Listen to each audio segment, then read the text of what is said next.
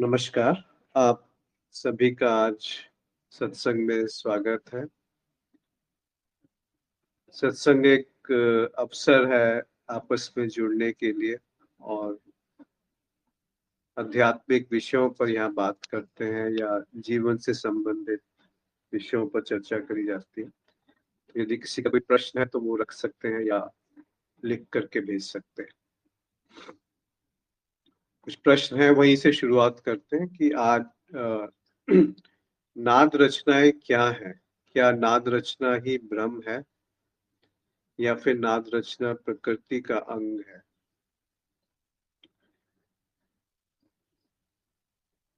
नाद रचनाओं की जब हम बात करते हैं तो ये वो नाद नहीं है जो अनहद नाद की तरफ इशारा किया जाता है, जो ध्यान मार्ग में कुछ कहा गया है उसके बारे में।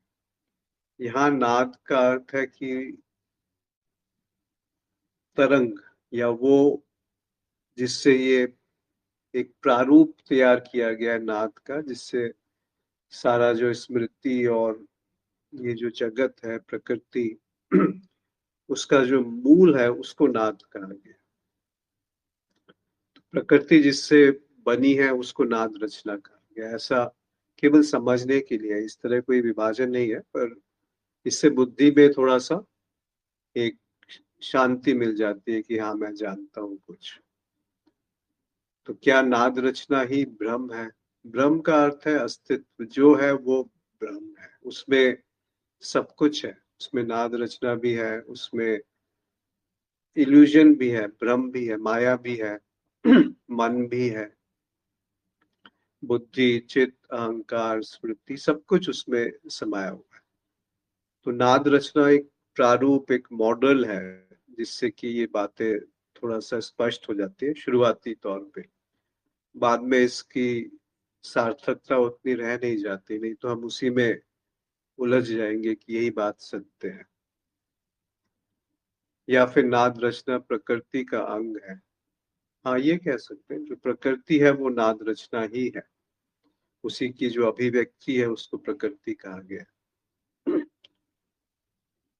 साक्षी भाव में रहते आनंद की अनुभूति से बहुत शांति में रहा। इस साक्षी भाव को स्थायी बनाए रखने के लिए क्या करें, या इस शांति को स्थायी बनाए रखने के लिए क्या करें? जैसा कि कबीर साहब ने कहा है, सुरती फंसी संसार में, तासे परी गयो दूर, सुरती बांधी स्थिर रहे, आठों पहर हजूर। कबीर साहब कह रहे हैं कि सुरती यानी जो होश है, यानी वो वो परम दृष्टि, वो परमात्मा ही कह दें उसे। यदि वो संसार में फंस गया, यदि हमने उसे संसार के लिए उपयोग करना शुरू कर दिया, अपने महत्व बुद्धि के लिए या कुछ उसमें फायदे नुकसान के लिए हमने उसका उपयोग करना शुरू कर दिया, तो तासे परी गयो दूर, मतलब फिर उस वास्तविक जो स्वरूप है, वास्तविक जो सुरति है, वो बहुत, उससे बहुत दूर जाके कहीं हम गिरेंगे, एक भ्रम में फंस जाएंगे कि मुझे होश है। पर वास्तविकता में ऐसा कुछ नहीं होगा। तो उन्होंने उपाय बताया कि सुरति बांधी स्थिर रहे। जब वो सुरति स्थिर हो जाती है तो आठों पहर जो है वो उसमें बनी रहती है। आठों पहर मतलब 24 घंटे। इसको दूसरी तरह से समझे तो सुरति जब स्थिर होती है तो समय का अभाव हो जाता है, यानी समय जो है वो उसमें समा जाता है, ऐसा कुछ। अब प्रश्न आता है कि क्या वो कह रहे हैं कि सुरति को स्थिर किया जा सकता है या वो स्थिर हो जाती है? जैसे उन्होंने कहा कि सुरति जो है संसार में फंस गई, तो वो भटक गई, अपने अपने स्वरूप से भटक गई, उससे दूर हो गई। ऐसा प्रतीत हुआ कि मैं पहुंच गया, तो आप दूर हो गया। तो अभी इसी प्रश्न में जो आपने कहा कि साक्षी भाव में रहते आनंद की अनुभूति से बहुत शांति में रहा, साक्षी भाव को समझिए कि साक्षी भाव का अर्थ ये नहीं है कि मैं साक्षी हूं और मैं जान रहा हूं कि मुझसे अलग कुछ है, चाहे वो साक्षी भाव ही क्यों ना हो, या मैं जान रहा हूं कि अभी शांति है, तो फिर वो एक परेशानी का की तरफ गति हो गई। अर्थ साक्षी भाव का अर्थ है कि जहां पर जैसे ही साक्षी आपने शब्द कहा तो उससे उसको जानने वाला एक बन गया। यानी जैसे आपने कहा संतुष्टि, तो एक संतुष्ट होने वाला बन गया, नहीं तो संतुष्टि को जान नहीं पाएंगे। जैसे आपने कहा शांति, तो शांत होने वाला एक बन गया। ये दोनों जब एक साथ प्रकाशित है, जो शांति है और जो शांति को जान रहा है, वो साक्षी भाव है, अगर आप उसे ऐसा नाम देना चाहें। वो सुरति है, उसमें मैं विभाजित नहीं है जो कि जान रहा हूं कि साक्ष्य क्या है या शांति क्या है। उसको अगर आप बौद्धिक रूप से समझना चाहें, पर ये बुद्धि की बात ही नहीं है दरअसल। इसीलिए ये प्रायोगिक बात है कि ऐसा दिखा जीवन में, ऐसा घटा जीवन में, फिर आप ये नहीं पूछेंगे कि इसको स्थिर कैसे बनाया जाए, क्योंकि उसको लाने में आपकी कोई भूमिका नहीं, उसके जाने में आपकी कोई भूमिका नहीं, तो उसको स्थिर बनाने में हमारी भूमिका कैसे संभव है। ऐसा नहीं है कि मैं बहुत शुद्ध हो जाऊंगा, बहुत मेरे अवगुण दूर हो जाएंगे, जिसे मैं बुराई कहता हूँ वो हट जाएगी, तब जाकर के वो स्थिर होगा। ऐसा है ही नहीं। ये नहीं है कि जो विकल्प है उनको चुन करके मुझे निर्विकल्प में जाना है। ये है कि जो विकल्प है उसकी निरर्थकता दिखने मात्र से निर्विकल्प वहां मौजूद है। यानी वो जो सुरति है, वो जो परम है, वो जो पराग है, वो जो अमृत है, वो पहले से ही उपलब्ध है। ये जो हमारी चाह है, ये संसार है, जिसे कबीर साहब कह रहे हैं सुरति फंसी संसार में। अगर वो उसको स्थिर बनाने का प्रयास कर रहे तब भी वो संसार में फंसी है। पर जब वो ये दिख गया कि कोई भी मेरा प्रयास मुझे स्वरूप से दूर करता है, यानी मेरे विसर्जन से में रुकावट है, एक अवरोध है, तब वो खुद ही विसर्जित हो जाता है। जैसे आप खाने में विष देख लेंगे तो उसे खाएंगे नहीं, उसी तरीके से जब ये दिख गया कि वो मैं जो प्रतिक्रिया के रूप में प्रकट होता हूँ, मैं जो एक विकल्प के रूप में प्रकट होता हूँ, मैं जो साक्षी के रूप में प्रकट होता हूँ, उस वही अवरोध है, उसके लिए जो अखंड है, जो अविभाजित है।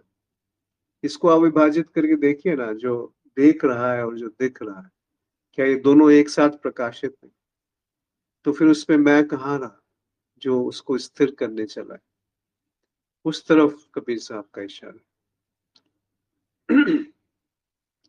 जीव, भ्रम और माया में क्या संबंध है?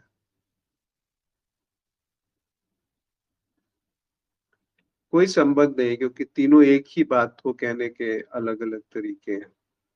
अगर हम समझते हैं कि संबंध है, तो संबंध होने के लिए दो होने चाहिए, कि एक मिथ्या है और एक सच है। वास्तव में एक है और एक है ही नहीं, अगर आप असल बात सुनना चाहते हैं।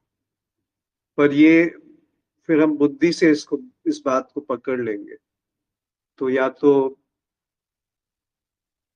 एक कल्पना कर लेंगे कि अखंड कुछ है, अद्वैत कुछ है, या फिर हम समझेंगे कि ये बात समझ में आ गई। पर ये बात समझ में कैसे आ सकती है?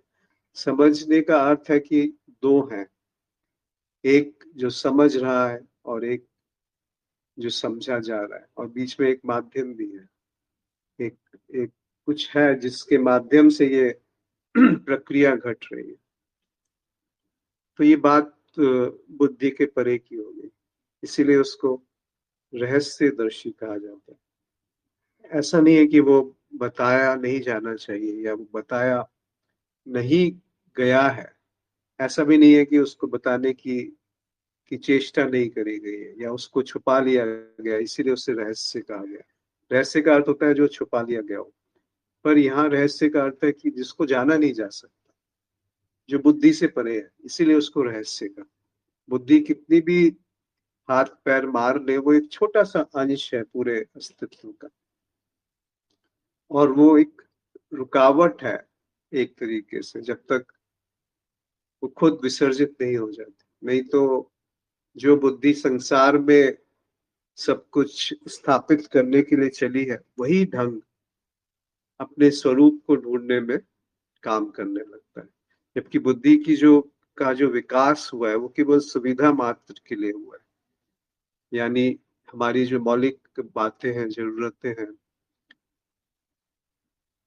निद्रा, आहार और मैथुन, यानी कि हम आराम करना चाहते हैं, जब आराम बहुत होता है तो मनोरंजन में लग जाते हैं, फिर मनोरंजन से थकते हैं तो फिर आराम में आ जाते हैं, और आहार यानी इकट्ठा करके रखना चाहते हैं, अपने आप को बनाए रखना चाहते हैं। तो ये जो तीन मौलिक चीजें हैं, ये सब जगह दिखती हैं प्रकृति में। इसी को बनाए रखने के लिए इन तीनों में ही गति करते हुए बुद्धि का विकास हुआ। पर हमें ये एक भ्रम हो गया कि बुद्धि से उसको जाना जा सकता है जो इन सब से परे है, और कहने मात्र के लिए परे है, पर वो इन्हीं सब में समाया हुआ भी है। तो ये खाली दृष्टि का फेर है, एक एक दृष्टि का घूमना है। जहां पे आप है वहीं पर वो है, ऐसा नहीं है कि वो कहीं और है या कुछ करके उसे पाना है, क्योंकि करने मात्र से आप एक दिशा में भाग रहे हैं, और वो दिशा उसके विपरीत है जिस जगह वो मौजूद है, वो पहले से उपलब्ध है। तो वो भागना ही हमारे लिए एक रुकावट है, एक झूठ है। तो जहां हो वहीं रुक जाओ, जैसे हो वैसे ही देख लो। कबीर साहब कहते हैं कि तुम कहते हो जो सुना है तुमने, तुम कहते हो जो पढ़ा है तुमने, मैं कहूँ आंखन देखी। तो वो जो अभी दिख रहा है और जो देख रहा है, ये दोनों जब एक साथ प्रकाशित है, तो वो सुरति है, वो ध्यान है, वो प्रेम है, वो होश है, वो साक्षी भाव है, अगर उसे आप साक्षी भाव कहना चाहें तो। क्योंकि ऐसा लगता है कि वो होना है, साक्षी का होना। साक्षी का होना तो है, पर वो मैं नहीं हूं जो उस साक्षी के होने को जान रहा हूं। ऐसा संभव नहीं है कि मैं बना रहूं और उसको भी जानता रहूं जो साक्षी है। मैं का विसर्जन और साक्षी का आविर्भाव, उसका उदय होना, वो एक साथ है। कहा जाए तो वो एक पर्दा है जो उस पे पड़ा हुआ है। पर्दा भी एक अधूरा उदाहरण है, क्योंकि पर्दा ऐसा लगता है उससे अलग है जिस पे वो पड़ा है। यहाँ जो पर्दा है वही, वो भी सुरति का ही अंग है, इसीलिए वो भी चैतन्य ही है। अगर आप इसे अखंड कहें, अद्वैत कहें, दो नहीं है ऐसा समझे, ऐसा समझने में फिर थोड़ा सा परेशानी हो जाएगी। समझ की बात ही नहीं, ये किसी निष्कर्ष की बात नहीं, ये कोई उद्देश्य की बात नहीं, ये कोई प्रयास की बात नहीं, ये कोई भाग दौड़ की बात नहीं, ये कहीं जाने की बात नहीं, ये बाहिर मुखी होने की बात नहीं है, ये अंतर्मुखी होने की भी बात नहीं है। उस पे अभी आएंगे। एक और इस पथिक का अवसान, जो एक कविता साझा की थी, उस पे भी आते हैं कि जीव, भ्रम और माया में क्या संबंध है। तीनों एक ही है। क्या जीव केवल यंत्र मात्र है जिसे ब्रह्म बजाता है? ब्रह्म कुछ करता नहीं है, वहां पे अक्रियता है, यानी हो रहा है पर करने वाला कोई नहीं है। बजाता है यानी कोई यंत्र है, उसको बजाया जा रहा है, तो बजाने वाला अलग हो गया, यंत्र अलग हो गया, और वो धुन अलग हो गई। पर ये तीनों चीजें अलग अलग नहीं है। वो धुन ही बजाने वाला है, वो धुन ही बज रही है, और वो धुन ही धुन है। तो ये तीन बातें नहीं। इस तरह से आप अगर समझेंगे तो पहला कदम सही पड़ता है, और अगर पहला कदम गलत हो गया तो फिर हम एक बहुत बड़े जंजाल में फंसने वाले हैं, बहुत बड़े गड्ढे की तरफ जा रहे हैं, जिसको कहते हैं तृष्णा। तृष्णा यानी कुछ ऐसा जो कुछ करके मिल जाए, जो अभी नहीं है, उसी को तृष्णा कहेंगे। कि अभी नहीं है मेरे पास, पर कुछ करूंगा तो मिल जाएगा। और वो ऐसा गड्ढा है जो कभी भरता नहीं है, क्योंकि हमें लगता है कि हमें कुछ मिल गया। तो जो मिलेगा वो वास्तव में कभी हमारा था ही नहीं। जो मिल सकता है वो कितनी देर टिकेगा, जो मिल सकता है वो छूट भी जाएगा। तो वो जो मिला था, या जो मिल सकता है, या जो कभी अभी मिला हुआ है, वो वास्तव में असल मिलन नहीं है, असल मिलना नहीं है। क्योंकि जो असल मिलना है उसका कभी विछोह नहीं हुआ, कभी दूर नहीं हुआ।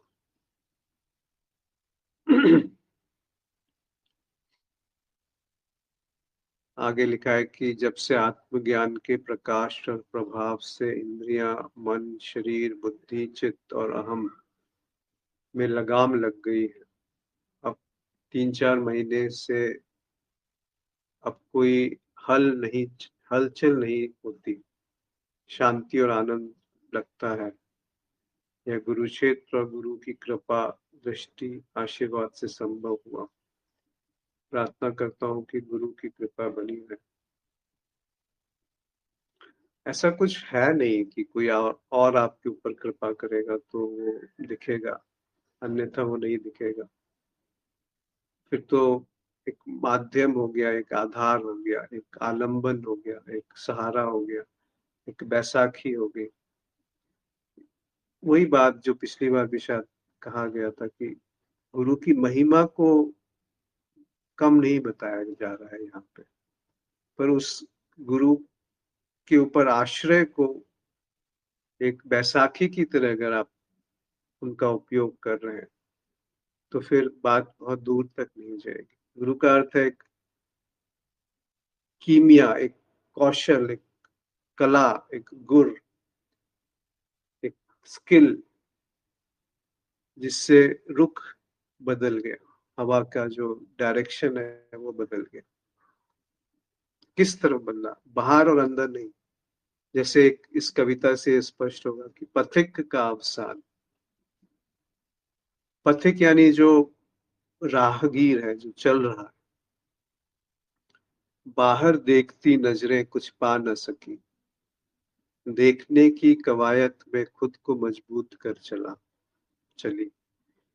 हमारी दृष्टि जो है वो आदतवश, या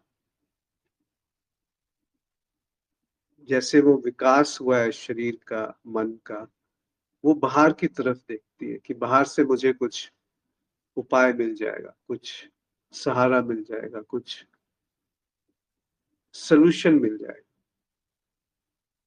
पर बाहर की तरफ से जब हम कुछ उपाय ढूंढते हैं तो वो बहुत बात दूर तक नहीं जाती। उससे वो जो मैं है वो मजबूत हो जाता है। आप देखिए ना, ऐसा ही तो पूरा संसार चल रहा है कि बाहर से मुझे कुछ चाहिए, कुछ मान सम्मान, कुछ पैसा, कुछ, और इस तरीके से हम मौलिक जरूरतों में तो ठीक है। उसके बाद उसके बाद मेरा नाम बना रहे। अभी भी नाम झूठ है तो बना कैसे रहेगा वो? अभी नाम केवल एक संबोधित करने के लिए उपयोग किया गया शब्द है, कि अगर 10 लोग बैठे हैं तो संवाद करने के लिए, बातचीत करने के लिए, व्यवहार के लिए एक नाम का उपयोग किया जाता है। वो मैं कैसे हो गया? जैसे कार का उपयोग किया जाता है कहीं जाने के लिए, तो मैं कार थोड़ी हो गई। वैसे नाम एक बड़ी औपचारिक सी बात है, और हम अपने नाम, मान सम्मान, इज्जत, इन सब को बनाए रखने के लिए पद, प्रतिष्ठा, पैसा, इसमें बाहर की तरफ दृष्टि है कि वहां से मुझे सुख मिल रहा है। तो इस देखने की जो परेड है, जो ड्रिल चल रही है, उस देखने में, और देखना एक ये भी होता है कि मुझे सुखद अनुभव हो जाए, और वो सुखद अनुभव बाहर से मुझे मिलेंगे। इस कवायद में मैंने खुद को बहुत मजबूत कर लिया। फिर दूसरी स्थिति आती है, मेरी अपनी तरफ उठाए कदम भी अनायास उस तरफ चल पड़े जहां कुछ न था, बस एक गुप्त अंधेरा। अगर आप अंतर्मुखी होकर स्वयं की तरफ देखने चलेंगे तब भी खाली हाथ ही रहेंगे, कुछ नहीं मिलेगा। आप हमें लग सकता है कि अंतर्मुखी बाहिर्मुखी से बेहतर है, पर वो बात भी झूठ है। अंतर्मुखी यानी क्या? मैं तो बना हूं जो देख रहा हूं, तो हाथ कुछ नहीं आएगा। जैसे हम कहते हैं कि संसार को छोड़ेंगे, बहुत कुछ संसार में देख लिया, भोग लिया, अब ऐसी उम्र आई कि मैं संन्यास ले लूंगा, संसार से दूर जाके कहीं बस जाऊंगा, तो मेरी साक्षी भाव जो है ज्यादा स्थिर हो जाएगी। ये सब एक मन का छलावा है। बात ये नहीं है कि संसार और अध्यात्म, बाहिर्मुखी और अंतर्मुखी। बात यह है, जहां है जो है जैसा है, वहां जाग है कि नहीं, वहां पर होश है कि नहीं, वहां पर प्रेम है कि नहीं, वहां पर ध्यान है कि नहीं, वहां उपस्थिति है कि नहीं, वहां पे मौजूदगी है कि नहीं। ऐसी उपस्थिति जो मेरे द्वारा नहीं लाई गई है, ऐसा स्थिरता जो मैं नहीं बना रहा हूँ, ऐसा होश जिसमें मेरा कोई योगदान नहीं है, वो है क्या? फिर संसार और अध्यात्म में, बाहर और अंदर में कोई भेद नहीं रहेगा, जड़ और चेतन में कोई भेद नहीं रहेगा। तब ये एक एक तरह से पता चलता है, कहीं पहुंचना मेरा ही गुमान था, पथिक के अवसान से पथहीन पथ के राही का चलना भी छूट गया। जब तक ये नहीं दिख जाता कि ये मेरा गुरूर है, मेरा एक अभिमान है, मेरा गुमान है कि मैं कहीं पहुंच सकता हूँ बाहर से या अंदर से, तब तक वो जो पथिक है वो बना रहेगा, वो जो चलने वाला है, वो जो यात्रा करने वाला है वो बना रहेगा। और जब तक यात्रा करने वाला है, तब तक कोई उद्देश्य है, कहीं पहुंचना है, तब तक कोई प्रयास है। बेशक वो प्रयास शांति का ही क्यों ना हो, बेशक बेशक वो इच्छा, वो तृष्णा साक्षी की ही क्यों ना हो, मुक्ति की ही क्यों ना हो, तो वो पथिक बना रहेगा, उसका अवसान नहीं है। और जब पथिक का अवसान है तो पथ का भी अवसान है। और वो फिर पथ और पथिक नहीं रहे तो वो पथहीन पथ हो गया, पाथलेस पाथ। मार्ग है पर मार्ग नहीं है, क्योंकि चलने वाला नहीं है, क्योंकि चलना नहीं है, क्योंकि कहीं पहुंचना नहीं है, तो मार्ग कैसा? और यही मार्ग है कि कोई मार्ग नहीं है। चलना भी छूट गया, पथहीन पथ के राही का चलना भी छूट गया। ना बाहिर्मुखी ना अंतर्मुखी, जो है जैसा है वैसा स्वीकार।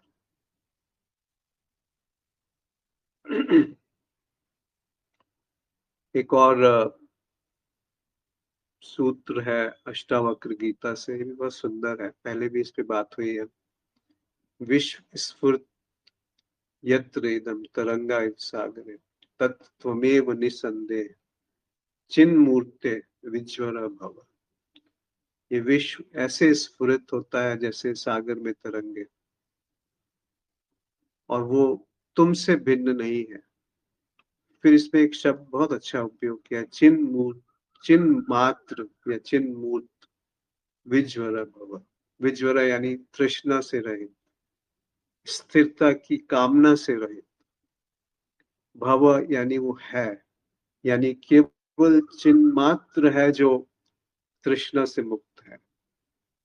अगर हम विश्व की बात करते हैं तो विश्व जिस सागर में वो हिचकोले तरंगे बन रही है, बुलबुले बन रहे हैं, वो सागर से भिन्न नहीं है। यानी वो मैं ही है जो संसार के रूप में प्रकट होता है। जब संसार की बात होती है उसमें जगत या विश्व की बात होती है। विश्व यानी जो गति में है, जगत यानी जो बदल रहा है। तो जो बदल रहा है वो मन है, जो सोच विचार है वो बदल रहे हैं। ये प्रकृति नहीं, ये तथ्य नहीं।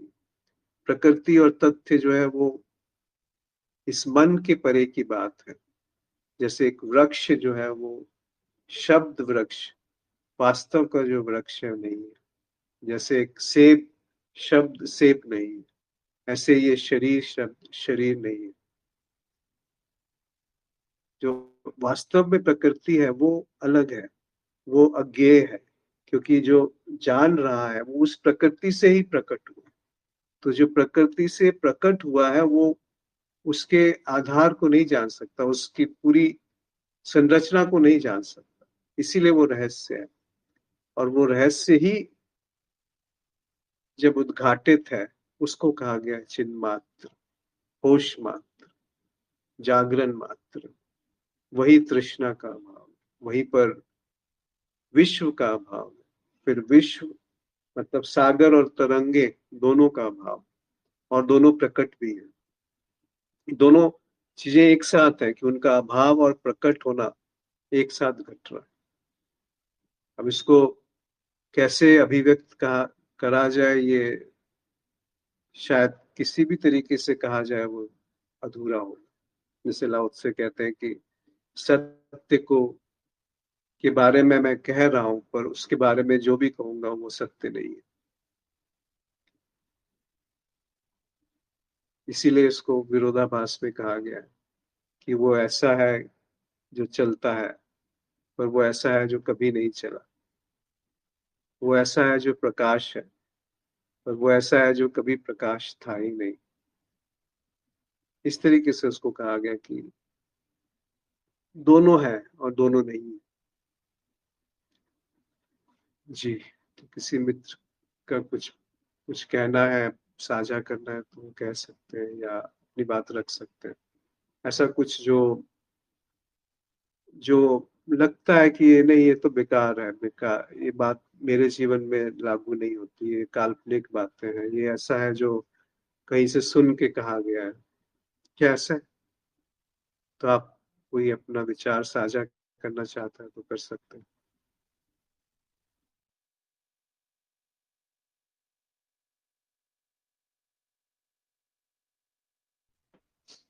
बहुत ज्यादा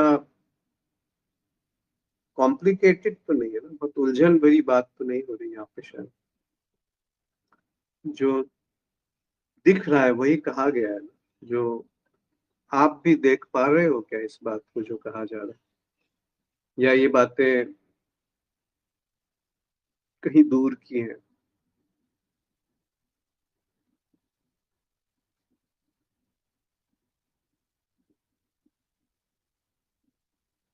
कोई कुछ कहना चाहते हैं तो अपनी बात रख सकते हैं।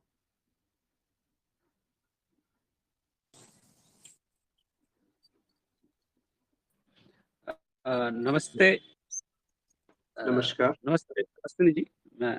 मैं एक्चुअली जब हम कोई भी शब्द को सुनते हैं, कोई भी ज्ञान को सुन रहे हैं, तो अ, सुन के हम केवल अनुमान ही तो लगा सकते हैं। एक्चुअल में वो अनुभव में कैसे आए? आपकी जो बात सुनी, जिस जिस संदर्भ में आप बोल रहे हैं, उसको सुना, तो सुनकर हम एक कल्पना करते हैं और एक अनुमान लगा रहे हैं। वो जैसे कि पहले भी आपने एक घटना को घटित होने की बात कही थी, पिछली बार भी मैंने सवाल पूछा था। और वो जो सूरती को देखना, ये शब्द सुन के केवल हम शब्दों के जाल में फंस के एक अनुमान या कल्पना करने लगते हैं। तो वो अनुभव परत अनुभव में नहीं होता एक्चुअली। जब हमारे अनुभव में वो चीज है नहीं, तो हम उसको कैसे जाने? मेरा सवाल ये है कि हम इस बात को कैसे समझ सकते हैं? अगर वो चीज जब तक हमारे अनुभव में ही नहीं आएगी, तो हम केवल सुन सुनकर कल्पना ही कर सकते हैं, अनुमान करते हैं नॉर्मली। मैं वही बार बार रिपीट कर रहा हूँ। तो इसके बारे में एक, जब तक अनुभव नहीं होगा तब तक कैसे हम समझ पाएंगे रियलिटी में? ये बौद्धिकता हाँ, स्तर पर तो समझ लिया आप सही कह रहे हैं, बस कि ऐसा यही। होगा तो ऐसा हो। हाँ ना, यही हाँ साथ सर, साथ बताएं। देखते हैं अभी जो आपने कहा कि जब हम, आप कह रहे हैं कि अनुमान लगा रहे हैं पर अनुभव नहीं है, हम्म, तो आप अभी देखिए कि जो भी अनुभव में आएगा उससे आप पृथक हो गए, उससे अलग हो गए, पहली चीज। और जो अनुभव में आया, आप उससे कहीं ना कहीं सूक्ष्म रूप में ऐसा है कि बड़े हो गए, अलग हो गए उससे, और अलग होकर के आप उसे देख रहे हैं, तभी तो वो अनुभव में आ रहा है। जी अगर जी आप ही अनुभव है तो अनुभव को कैसे अनुभव करेंगे? तो जो अनुमान लगाने की आप बात कर रहे हो, क्या उसको भी यथावत देखा जा सकता है बिना किसी छेड़छाड़ के, कि अभी मुझे अनुमान है और अनुभव की आकांक्षा है? क्या ये बात ऐसे ही देखी जा सकती है जैसे ये कहा गया, यानी कि इसके पीछे छुपी भावना को देखा जा सकता है कि कुछ है जो अनुभव करना चाहता है, कुछ है जो समझ रहा है कि मैं अनुमान लगा रहा हूं, और अनुभव करने के बाद वो अनुमान स्थापित हो जाएगा। पर क्या ये संभव है? देखिए, क्या ये?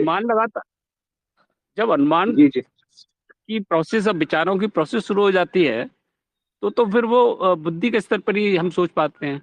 जी और जी जब जी। साक्षी भाव में रहते हैं, तब फिर सोचना बंदी हो जाता है। केवल आप उस पर फिर आप देख ही पाते हैं कि ये बस ये घटित हो रहा है। मतलब आप खड़े हुए हैं, कोई भी चीज जो भी, जैसे अभी अब इस स्थिति में मैं बैठा हुआ हूँ, तो ठीक है, मैं बैठा हुआ हूँ, फिर सोचना बंद हो जाता है। जो भी दिख रहा है वो दिख रहा है। क्या अगर सोच का अगर बंद होना साक्षी भाव है? सोच का बंद होना नहीं, बंद नहीं कहूँ, बस है। मतलब हम कहने का मतलब, हम सोच को भी देख रहे हैं, जो विचार आ रहा है उसको भी हम देख पा रहे हैं, वो मैं उसको बोलूंगा साक्षी भाव। हाँ, करेक्ट। नहीं, इस थोड़ा इसको रिफाइन करते हैं। हाँ देख पा रहे हैं, विचार चल रहा है। ये अभी हाँ, आपने कहा कि सोच बंद हो गई, मतलब विचार बंद हो गए, उसको भी देखा जा रहा है, दिख रहा है। दिख रहा और है, एक हाँ, विचार चल रहे हैं, वो भी दिख रहे हैं, करेक्ट। वो भी दिख रहा है, बिल्कुल। अब ये जो दिख रहे हैं, इस समय देखने वाला बना हुआ है क्या? हाँ बिल्कुल है, वो देख रहा है, तभी तो दिखने वाला है, तभी तो वो पता लगेगा। हाँ, ये देखने वाला क्या है? वो मैं ही होऊंगा, उसको तो मैं ही बोलूंगा। ये आप बिल्कुल श्योर हैं कि जो आ, देखने वाला है वो मैं हूं? और क्या हो सकता है? अगर हाँ, और नहीं क्या हो नहीं सकता है? नहीं नहीं, साथ साथ चलते हैं। आप किसी, मैं किसी निष्कर्ष पे नहीं आ रहा, आप भी किसी निष्कर्ष पे बताइए। हाँ, साथ साथ देखते हैं कि ये जो मैं हूं और मैं देखने वाला हूं, तभी देखा जा रहा है। देखिए, क्या ये बात? मैं जी। देख रहा हूँ, देखने वाला हूँ, तो ये बाद में शुरू होता है कि मैं हूँ, मैं कह सकता हूँ इसको मैं हूँ। मतलब वो फिर वहीं पर बात अटक जाती है कि मैं हूँ, वो जो हाँ, देखा जा रहा है। उसी पे बात कर रहा कि हाँ हाँ, मैं हूं और मैं देखने वाला हूं, तभी देखा जा रहा है। जी। तो ये आप कैसे कह रहे हैं? कैसे, मतलब आप नहीं, ये कैसे हम निष्कर्ष पे आ सकते हैं कि मैं देखने वाला हूं, मैं वो नहीं हूं जो देखा जा रहा है? अ, थोड़ा सा ढंग से इसके साथ टिकिए थोड़ी देर, तो वो दिख जाएगा कि जो देखा जा रहा है उससे वो बनता है जो कहा जा रहा है कि वो मैं है। या आप अगर वो दिखना हट जाए, अगर सोच विचार को समाप्त कर दीजिए, स्मृति को वाइप आउट कर दीजिए, बुद्धि को हटा दीजिए, तो देखने वाला कहाँ है? पता नहीं, फिर तो कुछ नहीं कह सकते उसके तो बारे में। इसका अर्थ क्या हुआ? जो दिख रहा है वो कह रहा वही है मैं कि हूँ। मैं देखने वाला हूँ। नहीं, वो कह नहीं रहा है, वो केवल दिख रहा है। मतलब कह कुछ नहीं कैसे? रहा, कैसे? कहता तो कहने का बुद्धि है। मतलब, कहने का मतलब वो जान रहा है कि मेरा होना वास्तविक है। ये हाँ, जो ये तो जानना ये है, जो इस पे रुके ना। जो जानना है, क्या वो वास्तविक है? अगर जानना वास्तविक है तो उसको जानने वाला कोई होगा, और वो जानने वाला जो होगा वो उसी से बनता है जो जाना जा रहा है। थोड़ी सी थोड़ा कुत्ती, सा थोड़ा जटिल सा है, पर जटिल जटिल नहीं है है। दरअसल। हम इसको बुद्धि से समझने का प्रयास करेंगे तो बहुत ये भटक जाएंगे, मतलब जटिल हो जाएगा। पर हाँ, वो अगर आप सही कह रहे हैं, सही कह रहे हैं। लेकिन ये अगर ये ये तो बात, घटित हो, देखिए, देखना और दिखना तो घटित हो ही रहा है, सबके साथ हो रहा है। जी मतलब जो भी चीज हम देख रहे हैं, और देखा जा रहा है वो तो घटित सबके साथ हो रहा है, हर मनुष्य के साथ हो रहा है। मगर ये भाव कि जो देखा जा रहा है वह मैं ही इसको हूँ। ओमकांत जी थोड़ा दूसरी तरह से देखते हैं। हाँ। नीति नीति विधि का उपयोग किया जाता है जब हम ये जानने का प्रयास करते हैं कि मैं क्या है। तो हम कहते हैं ये शरीर मैं नहीं है, मतलब मैं नहीं हूँ। ये बुद्धि मैं नहीं हूँ, मन मैं नहीं राइट। हूँ, स्मृति मैं नहीं हूँ, अहंकार भी मैं नहीं हूँ। राइट। यानी मेरा होना भी वास्तविकता नहीं है। तो ठीक। नीति नीति में का अर्थ ये नहीं है कि वो बाद में जो निष्कर्ष निकला कि मैं साक्षी हूँ, तो वो इति हो गया, वो वो नीति नहीं साक्षी भी रहा। मैं नहीं हूँ, मतलब साक्षी भाव में हाँ, मैं सोच रहा हूँ वो भी मैं नहीं हूँ। मैं करेक्ट। उसको ऐसे तो वो जो उसको ऐसे भी ये बोल सकता हूँ। हाँ। निष्कर्ष अगर आ गया कि मैं साक्षी हूं, तो फिर नेति बात पूरी नहीं हुई। हाँ, सही कह रहे इसीलिए हैं आप। उन्होंने हाँ। नेति नेति कह के छोड़ा है उसे। नहीं तो अगर मैं साक्षी हूं या मैं देखने वाला हूं या मैं हूं तभी दिख रहा है, तो राइट। फिर नेति नेति बात नहीं बनी। फिर वो राइट। एक निष्कर्ष आ गया कि मैं साक्षी हूँ और हम्म। कुछ है जो दिख रहा है जो साक्षी नहीं है। हम्म। फिर वो दो दो हो गए, नेति नेति नहीं हुआ। नेति ठीक नेति है। एक इशारा है कि जो अंतिम लक्ष्य भी आप पहुंचोगे वो भी झूठ है। क्योंकि लक्ष्य अंतिम निष्कर्ष पे भी जब आप आओगे वो बुद्धि के द्वारा निकाला गया है। तो आप जो ठीक। कह रहे हैं उस पे पहुंचिए ना कि ये मैं क्या है, कि मेरा होना क्या है, कि मैं उपस्थित हूं तभी वो सुना जाएगा, ऐसा नहीं है। चलिए इस पे और एक तरीके से देखते हैं।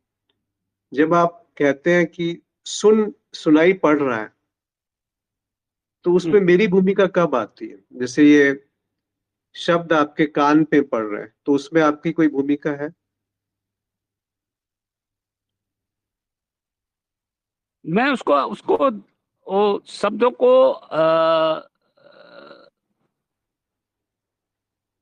वो महसूस तो कर रहे हैं।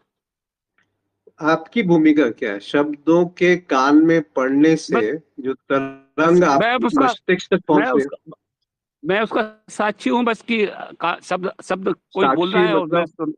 मैं सुन रहा हूँ, नहीं नहीं, ये शरीर वो सुन रहा है। अपने आप, देखिए आप कुछ नहीं भी करेंगे तब भी शब्द कान में पड़ रहे हैं ना। जी। वो सहज पड़ रहे हैं और उसका सहज तरंगे बन रही हैं उसकी। जी। और वो संवेदना के रूप में मस्तिष्क में आकर के वहां पर प्रकट, मतलब वो पहुंच रहा है, तो उसमें मेरी कोई भूमिका नहीं है, वो सहज हो रहा है। जैसे चिड़िया कुछ आवाज हाँ कर ये रही है, तो हाँ वो ये तो आवाज प्रक्रिया पकड़ स्वयं हो करके रही है। वो आवाज पकड़ के मैं कानों में नहीं डाल रहा। वो ठीक है। आवाज कानों में मैं परिवर्तित नहीं कर रहा। वो आवाज कानों से मस्तिष्क तक नहीं ले जा रहा।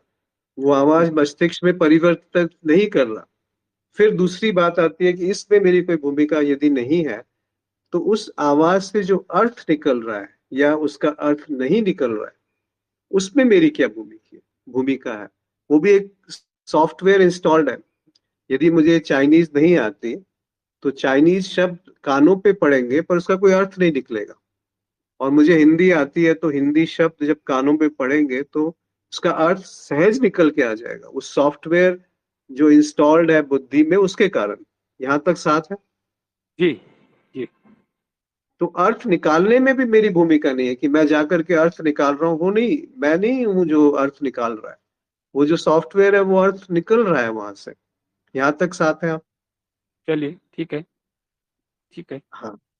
तो अब मेरी भूमिका कब आती है? जब उसमें प्रतिक्रिया होती है कि ये अच्छा है, ये बुरा है, ये सही है, ये गलत है, ये पुरानी बात से मेल खा रहा है कि नहीं खा रहा है, इसको ऐसा नहीं होना चाहिए था, ऐसा होना चाहिए था, ये इन्होंने सही टोन में ये बात नहीं कही है, इसको सही मर्म को नहीं जाना है, इसका सही मर्म वो है जो कहीं और जाना गया। तो ये जो तुलना है और ये जो प्रतिक्रिया है, यहाँ से मैं का जन्म होता है। अगर इस ये तो प्रतिक्रिया और ये इस, ये ये जो मैं है ये तो अहम वाला मैं हो गया। और दूसरा मैं कौन सा होता है? नहीं मतलब ये अहम हुआ ना, मैं है, इसको अहम बोलते हैं ना, इसी को तो करेक्ट अहम अहम करेक्ट, बोलते हैं। उसी की हाँ। बात कर रहे हैं। दूसरा मैं हाँ। कौन सा होता है अहम के मैं को छोड़ के? तो ये वो तो अभी ये एक्चुअली सब सुना हुआ बात है, तो उसको कहते हैं घटित होता है, घटित हो रहा है, घटित हो रहा है। वो वो क्या है? बस। ऐसे मत जैसे जंप मत कीजिए। हाँ। इस अहम के अलावा आप किस मैं को जानते हैं? मैं इस अहम को भी देख पा रहा हूँ, समझ पा रहा हूँ, मतलब कौन? नहीं एक नहीं नहीं, अहम। आप इस मैं को देख रहे हैं तो वो ये विचार है जो कह रहा है कि इस मैं को ये देख भी एक विचार, एक ये भी विचार है कि एक अहम दूसरे अहम को मतलब कि इस तो वो अहम को जब भी देखा जाए, एक और सूक्ष्म हम एक बन गया सूक्ष्म, जो कह रहा है कि जी, मैं एक और इस मैं को सूक्ष्म अहम जान हो रहा गया। हूँ, जी। है ना? तो फिर वो जी, तो वही बात हो गई ना, बेशक सूक्ष्म है, स्थूल है, लेकिन है तो वही। वही अहम हुआ, चलिए ठीक है। तो आप मैं के अलावा किसको जानते हैं? किसी को नहीं। मैं जब भी सोच विचार की बात करेंगे, बुद्धि के परिप्रेक्ष्य की बात करेंगे, तो यहीं आकर के वो आप रुक जाएंगे कि मैं हूं और हम्म, मैं जान रहा हूं, ये भी हम्म, वास्तव में मैं का ही एक हिस्सा है, यानी जी, सोच विचार का हिस्सा है जो वास्तविक नहीं है। ठीक है। तो बस यहीं पे छोड़ दीजिए बात, इसके आगे की अगर आप कोशिश करेंगे ना कि इसके आगे अनुभव हो जाए कि वो क्या है जो मैं के परे है, तो फिर हम्म, कहीं नहीं पहुंच पाएंगे, या उसका अनुमान क्योंकि लगाना हो हाँ, जाए या इससे इससे ज्यादा, हाँ, इससे ज्यादा मतलब अभी ऐसा लगता है कुछ मतलब क्या इतना ही है अध्यात्म में क्या? इतना भी नहीं है। ये नहीं भी मतलब बहुत बड़ी बात हो गई। मतलब सिर्फ ये भी एक ये। बुद्धि से आया हुआ निष्कर्ष हो गया कि इतना ही अध्यात्म हाँ, है। तो ये भी तो एक उद्देश्य हो गया ना कि नेति नेति से मैं वहां पहुंच गया जहाँ साक्षी भी नहीं है, ये भी अध्यात्म नहीं है। सो अध्यात्म का अर्थ इतना है कि वहां पे कुछ नहीं है, जो है उसके झूठ को देख लिया गया है, बस मिथ्यत्व, या जो ज्ञात है उससे निष्ठा हट गई, जो ज्ञान है उससे निष्ठा हट गई, वो अध्यात्म है। फिर जो है वो तो पहले से ही प्रकट है ना, उसको लाना नहीं है, उसको प्रकट नहीं करना है, उसको जानना नहीं है, उसको अनुमान भी नहीं लगाना है, उसका अनुभव भी नहीं करना है। जी, वो सब अच्छा। एक बुद्धि का ही प्रक्रिया है, मैं की ही प्रक्रिया है। जी। अश्विनी जी, कुछ ये केवल केवल चित्त की प्योरिफिकेशन की प्रोसेस तो नहीं है टोटल, इन टोटो, क्योंकि क्योंकि चित्त के जो हमारी वृत्तियां हैं, वो उन्हीं के कारण हम लोगों की एक कष्ट है, हाँ, शोक है, सुख है, आनंद है, भावनाएं, इसी एक प्रोसेस में। तो ये जो प्रोसेस जो हम समझ रहे हैं कि ये हो रहा है आध्यात्मिक की चर्चा में हम कर रहे हैं, तो ये क्या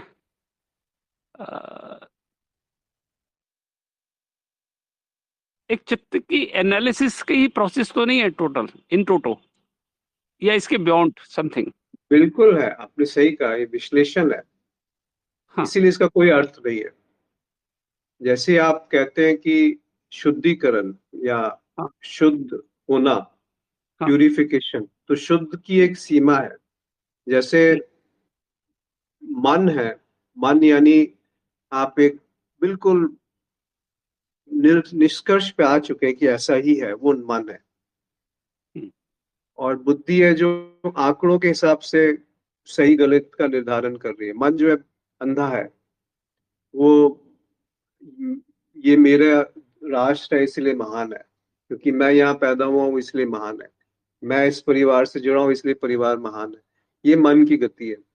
बुद्धि आंकड़ों के हिसाब से है कि नहीं नहीं, इससे तो और भी अच्छी जगह है, और ऐसा कोई विभाजन नहीं होता, जो राष्ट्र होता है, परिवार होता है, या जो भी संबंध है उनमें जो विभाजन है वो झूठ है।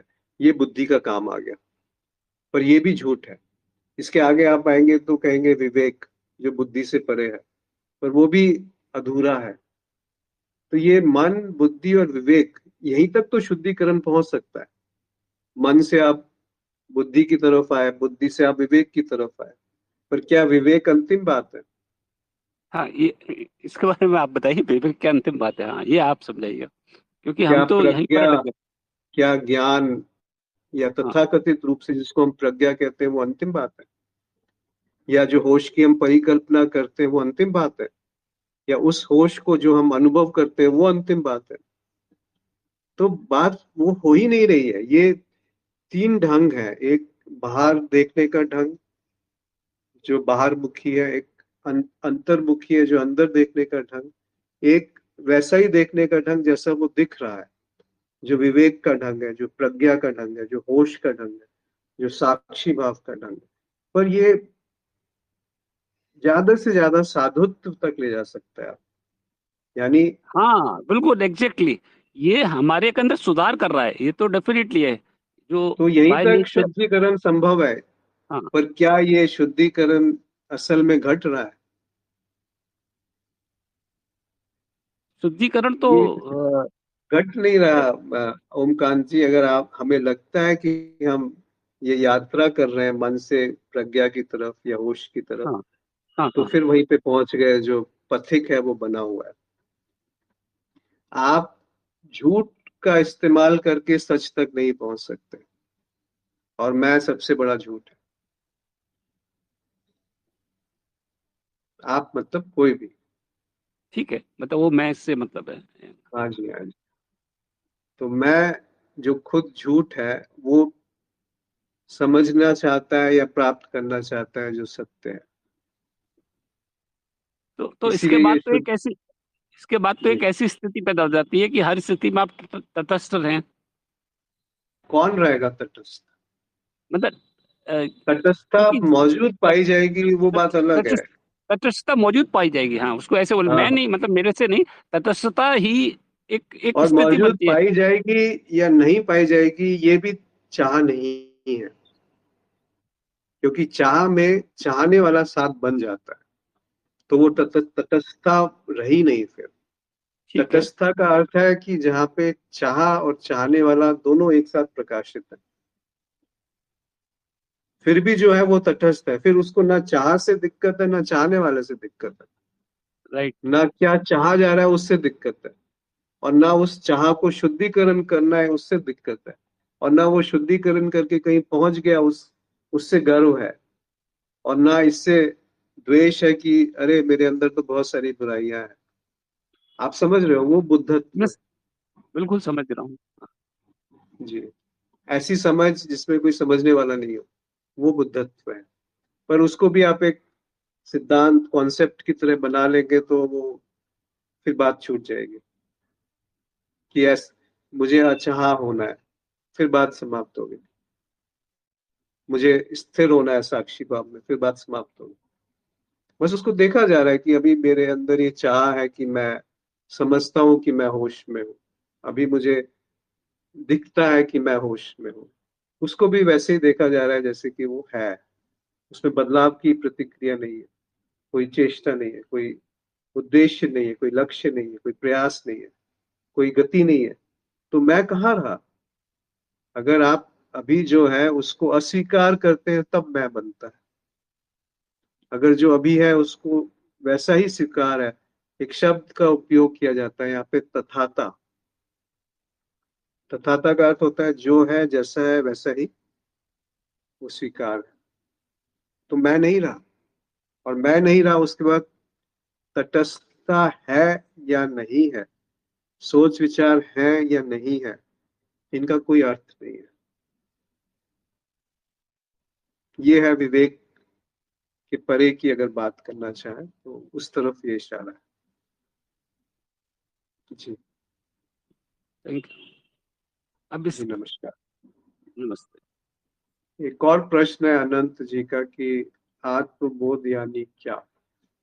इसको उपलब्ध होने की पात्रता क्या है? इसकी यात्रा का पहला कदम क्या है? वही बात हुई अभी अनंत जी की। आत्मबोध यानी बोध में जो है और जो बोध है, ये दोनों एक साथ प्रकाश में है। यानी गलती क्या होती है, मैं जो है अपने आप को स्वयंभू समझने लगता हूँ कि मैं हूँ और मेरा होना तो सत्य है, और मेरे होने पर बोध प्रकाशित होगा। वो आत्मबोध नहीं है। आत्मबोध यानी वो जो प्रकाश है, वो उससे भिन्न नहीं है जो प्रकाशित हो रहा है, और उससे भी भिन्न नहीं है जो प्रकाशित कर रहा है। तो वो आत्मबोध है। इसका उपलब्ध होने की पात्रता क्या है? पात्रता में अगर हम फंसेंगे तो फिर वही मन बुद्धि या विवेक में आके कहीं टिक जाएंगे। वो पहले से ही उपलब्ध है। उसकी पात्रता, उसमें एक अवरोध है। कि मैं समझता हूँ कि मैं समझकर उसको जान जाऊंगा, या तप करके उसे प्राप्त कर लूंगा, या भक्ति से उसे पा लूंगा, या कुछ भी करके उसे पा सकता हूँ, तो फिर वो पात्रता यानी एक समय, एक दूरी, एक प्रयास, एक उद्देश्य, और एक मैं, और एक लक्ष्य, ये सब पूरा का पूरा जो जाल है ये हमारे चारों तरफ बुन जाता है। तो वो जो उपलब्धि है उसको पाने के लिए आप क्या करोगे? जैसे ये शरीर, अगर कोई कहे कि मैं पुरुष हूं, तो पुरुष एक आरोपित बात है। अगर एक पुरुष एक शरीर बनना चाहता है तो वो क्या करेगा? पुरुष आरोपित है, शरीर है, शरीर का होना मौलिक बात है। पुरुष कुछ करके शरीर नहीं बनता, शरीर के होने से पुरुष की उपाधि है। उसी तरीके से जो है उस पे हमने कुछ आरोपित कर दिया कि मैं साक्षी हूं, और मैं साक्षी भाव में रहना चाहता हूँ, पर जो है वो है, उसमें कोई पात्रता की आवश्यकता नहीं है पुरुष को शरीर बनने के लिए। इसकी यात्रा का पहला कदम क्या है? पहला कदम वही है जो अभी बात कही, और अंतिम कदम भी वही है जो अभी बात कही, कि यात्रा जो है वो पथहीन है। कृष्णमूर्ति कहते थे pathless land, truth is a pathless land. वो पथहीन भूमि है, मतलब कैसे कहेंगे इसे? पथ नहीं है कोई, इसलिए पथिक नहीं है कोई, इसलिए पात्रता नहीं है कोई। पथिक यानी जैसे कोई 100 मीटर का स्प्रिंट कर रहा है, कोई मैराथन भाग रहा है, कोई धीरे धीरे चल रहा है, तो वो पथिक है। जिसके पास जितनी सामर्थ्य है उतना सामर्थ्य से वो दूर तक जा सकता है। कोई 100 किलोमीटर पैदल चल सकता है, कोई 10 किलोमीटर से ज्यादा नहीं चल पाएगा। तो वो सामर्थ्य की बात है। वो सामर्थ्य, बुद्धि उसी सामर्थ्य में काम कर सकती है, मन उसी सामर्थ्य में काम करता है, और उसी सामर्थ्य को हम विवेक तक पहुंचा सकते हैं। पर ये जो सामर्थ्य है ये होने से कुछ नहीं है, इसका लेना देना। ऐसा होना जिसमें मेरी कोई भूमिका नहीं, जिसमें मेरा कोई योगदान नहीं, पर वो है। और वो होना, और जो नहीं होना, और जो ये जान रहा है कि ये होना है या नहीं होना है, वो सब एक ही है। वो आत्मबोध है जी।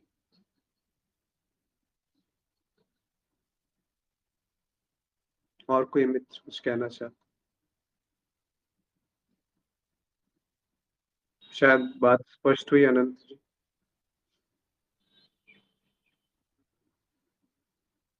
नमस्ते। अश्विनी जी, एक सवाल मैं पूछना था, जी। पूछूं क्या? ये जो वासना कि हम आध्यात्मिक मार्ग पर चल रहे हैं, ये कौन कर रहा है बेसिकली?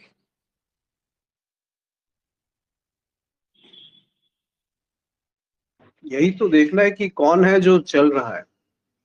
यही तो हाँ, मौलिक समझने की भी नहीं, उस तरफ दृष्टि ले जाने की, कि ये कौन है जो ये अपने आप को समझता है कि मैं चल रहा हूँ। आप खुद देखिए ना, अभी देखिए, दूर जाने की बात, जो पहले पढ़ा है वो भी छोड़ दीजिए, आगे क्या होगा उसको भी भूल जाइए। अभी साथ देखिए कि कौन है जो यात्रा करना चाहता है।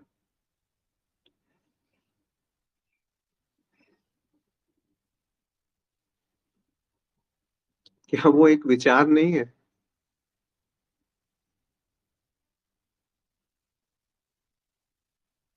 ये विचारी है। तो फिर आपने खुद ही उत्तर दे दिया।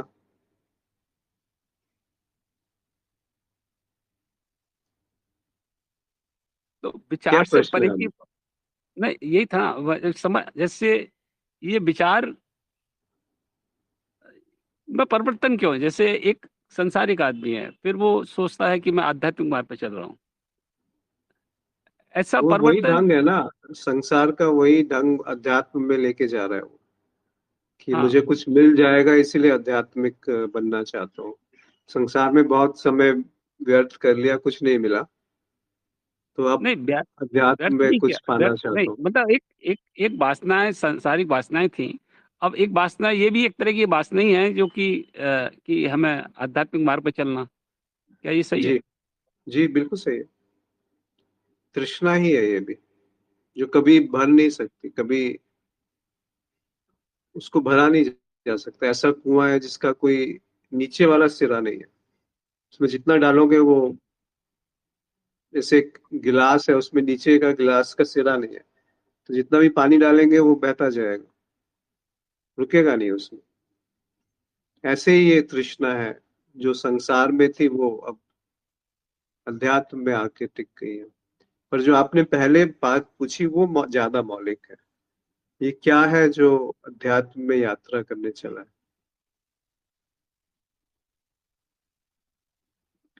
तृष्णा क्या है, वो महत्व की नहीं है कि किस चीज के लिए आपकी इच्छा है, संसार या अध्यात्म की। जी। पर वो क्या है जो इच्छा करने चला है या कर रहा है, या इच्छा पूरी होने पे वो अपने आप को सुख में पाता है, उसके अवरोध में वो क्रोध में पाता है, उसके नहीं पूरा होने में वो दुख में पाता है, वही किसी और को मिल जाने पे वो ईर्ष्या में पाता है। ये क्या है? यही तो बात हम पूरी की पूरी अध्यात्म में ले जाते हैं। वो मोह जो संसारिक उपलब्धियों से था, वही मोह अब आध्यात्मिक उपलब्धियों से हो गया। किसको हुआ? पर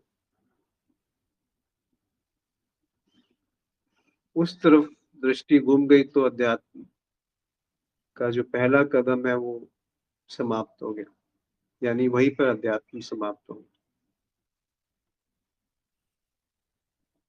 अन्यथा वो सर्कस चलती रहेगी। कुछ पाने की जो संसार की विधि थी, आशा थी, चाह थी, वो ही अध्यात्म में आकर के अब कार्य कर रही है। अध्यात्म के नाम पर अब वो कार्य हो रहा है, छुपे रूप में वही मैं पुष्ट हो रहा है, और सूक्ष्म होता गया वो।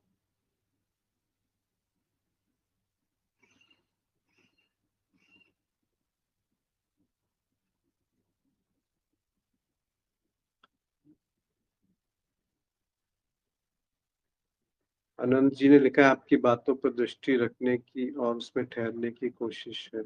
आभार। हाँ, इनको भी याद रखने की जरूरत नहीं है, वो बस आखन देखी वाली बात है कि दिखा और छूट गया। हर क्षण वो ताजा है। भीष्म नारायण जी ने लिखा है कि क्या ज्ञान योग और सांख्य योग एक ही है या अलग अलग?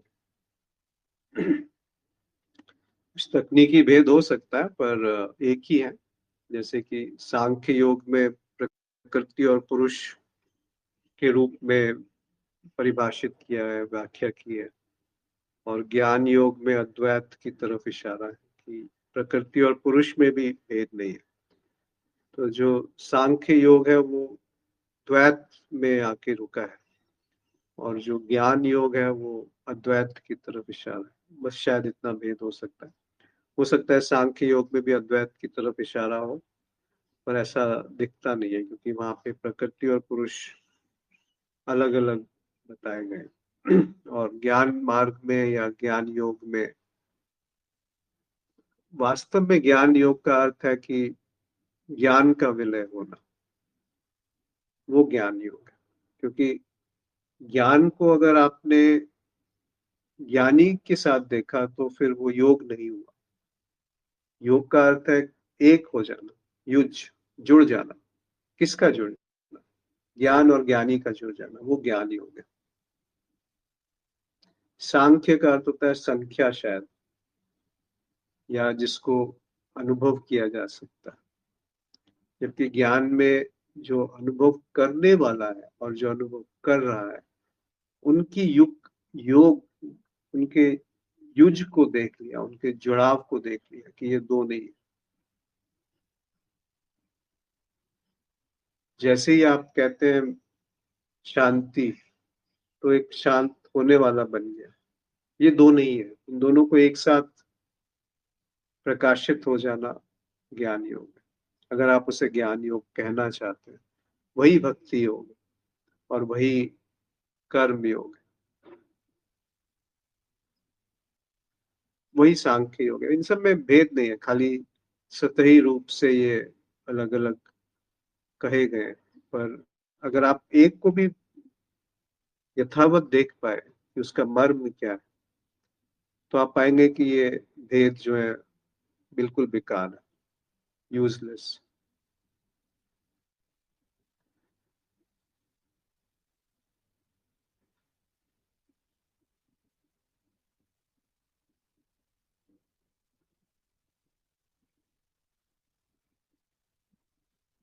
जी, और कोई मित्र कुछ कहना चाहते हैं या कुछ बात अपनी रखना चाहते हैं?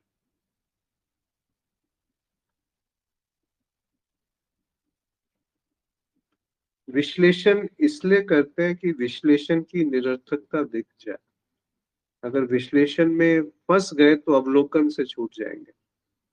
अवलोकन है तो विश्लेषण की आवश्यकता नहीं है, और विश्लेषण में ही रह गए तो अवलोकन दूर हो जाएगा। अवलोकन में विश्लेषण नहीं है, हो भी सकता है पर उस जरूरत नहीं है, मतलब एक नेसेसरी कंडीशन नहीं है उसकी। अवलोकन अवलोकन है, वो अलग है विश्लेषण से। तो जो भी हम बात करते हैं वो नहीं है जिसकी बात करी जा रही। अवलोकन यानी होश, प्रेम। प्रेम शब्द वो नहीं है जो प्रेम है। प्रेम की जो अभिव्यक्ति है वो सहज है। ध्यान की जो अभिव्यक्ति है वो सहज है। होश की जो अभिव्यक्ति है वो सहज है। उसमें कोई करने वाला नहीं है उसको। अगर करने वाला बना है तो प्रेम कहाँ है? प्रेम तो हम सब जानते हैं ना, हम सब ने चखा है।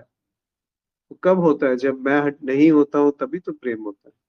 प्रेम गली अति साकरी, तामे दो न समाये। जब मैं था तो हरि नाही, अब हरि है तो मैं नाही। वो हरि को ही प्रेम कह रहे हैं। इसीलिए कहा ना, गॉड इज लव, परमात्मा ही प्रेम है। प्रेम तो हम सब जानते हैं ना कि वो, पर वो जो हम प्रेम बुद्धि से जानते हैं, उस प्रेम की बात नहीं कह रहे हैं कभी सर। उसको हरि नहीं कहा है। वो जो बुद्धि जिससे जानती है वो प्रेम है। बुद्धि से जो जाना जाता है वो नहीं, जिससे बुद्धि जानती है वो प्रेम है, वो स्वभाव है। जो बुद्धि से जानता है वो नहीं, जो बुद्धि से जाना जाता है वो भी नहीं, जिससे बुद्धि जानती है वो प्रेम।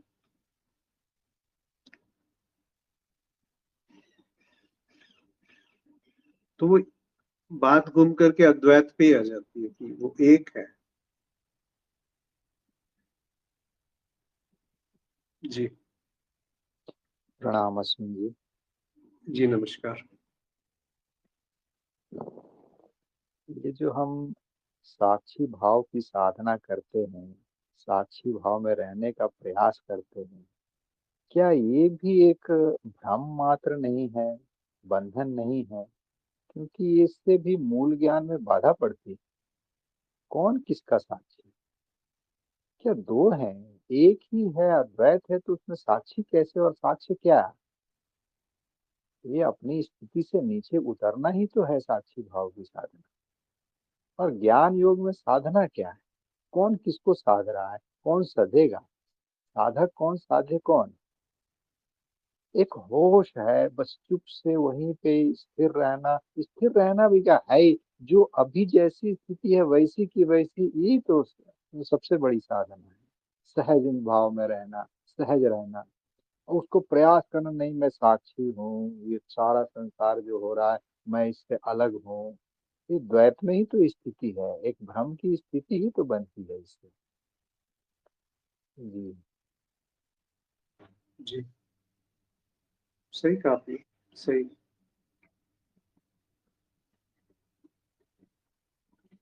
जब ये बात समझ आ गई तो इसके आगे कुछ कहने के लिए नहीं रह जाता। वो जो साक्षी है, जो साक्ष्य है और जो साक्षी भाव है, ये तीन बातें नहीं है। या तो सब कुछ साक्ष्य है, या सब कुछ साक्षी है, या सब कुछ साक्षी भाव है। इन तीनों में भेद कहाँ है?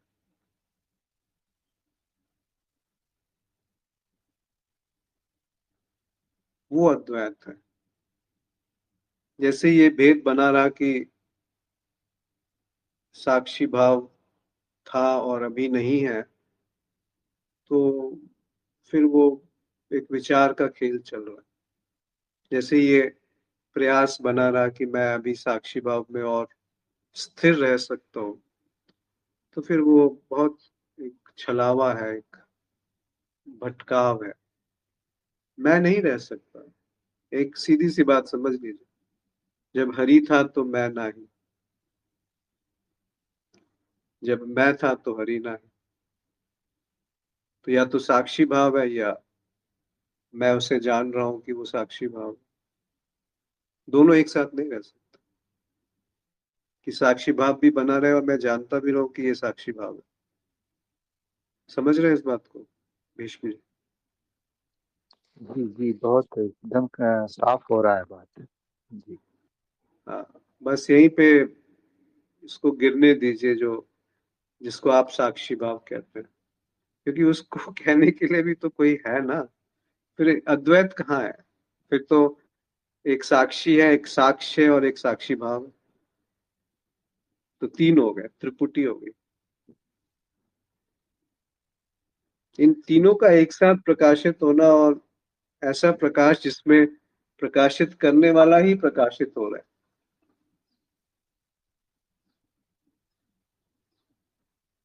या जो प्रकाश है वो प्रकाशित होने वाले को प्रकाशित कर रहा है, इस तरह से कुछ कहा जाएगा, वो बेतुकी बातें हैं, बेमानी बातें हैं, अर्थहीन बातें हैं, क्योंकि ये बुद्धि से परे की बात खिसक गई है। तो आप इसीलिए उसको अद्वैत करके छोड़ दिया गया। पर इस निष्कर्ष पे भी मत आइए कि अद्वैत सुन लिया मैंने कि दो नहीं है तो बात अंतिम है। सीधी सी बात है कि मैं नहीं जान सकता कि वो क्या है, वो रहस्य है। मेरा होना एक रहस्य है। अब कैसे आप बोलोगे कि मैं क्या है? मैं जो भी जानूंगा वो बहुत छोटी सी बात होगी ना, ओछी बात होगी, सीमित बात होगी, क्योंकि मैं उससे बड़ा हूं जो जाना जा रहा है। मैं उससे बड़ा हूं जो साक्षी भाव को जान रहा है कि मैं साक्षी भाव में। ये सब तो फिर भटक गए हम कहीं। जी जी, बात स्पष्ट हुई भीष्म जी? जी जी, एकदम बिल्कुल स्पष्ट हो गई, बहुत अच्छी तरह से स्पष्ट हो गई। जी जी, और कोई मित्र कुछ कहना चाहते हैं, सुनना चाहते हैं, या अभिव्यक्त करना चाहते हैं अपने आप को? ऐसे कुछ कहने के लिए है नहीं। क्या कहा जाएगा? ऐसा कहना जहाँ कोई कहने वाला नहीं है, ऐसा सुनना जहाँ कोई सुनने वाला नहीं है। जैसे ही कहा गया तो कहने वाला पैदा हो गया, जैसे ही सुना तो सुनने वाला पैदा हो गया। पर क्या ऐसा सुनना, सुनने मात्र में ही वो घटता है? श्रवण, श्रवण मात्र ही काफी है। उसके आगे की बातें फिर वो थोड़ा सा अतिशयोक्ति हो जाती है, बेमानी सी होती है, अर्थहीन हो जाती है, जिसे हम मनन और निधि ध्यासन कहते हैं। श्रवण में ही वो घट गया, कि वैसा श्रवण जहाँ कोई सुनने वाला नहीं है। तो फिर आगे उस पे क्या मनन किया जाएगा? कैसे आप उसमें निधि ध्यासन करेंगे कि उसमें टिक जाए? और यदि उसका मनन करके और निधि ध्यासन करके उसको आप समझ रहे हैं कि वो श्रवण पूर्ण हुआ, तो बात पूरी तरह से समझी नहीं गई, यानी कि ऐसी समझ जहाँ पे बुद्धि का उपयोग नहीं है। श्रवण ही पर्याप्त है, उसके बाद क्या है मैं नहीं जानता, जान ही नहीं सकता, जाना ही नहीं गया आज तक, किसी ने नहीं जाना। पर इसका अर्थ ये नहीं कि वो नहीं है। नहीं जानना और नहीं होना दो अलग अलग बातें हैं।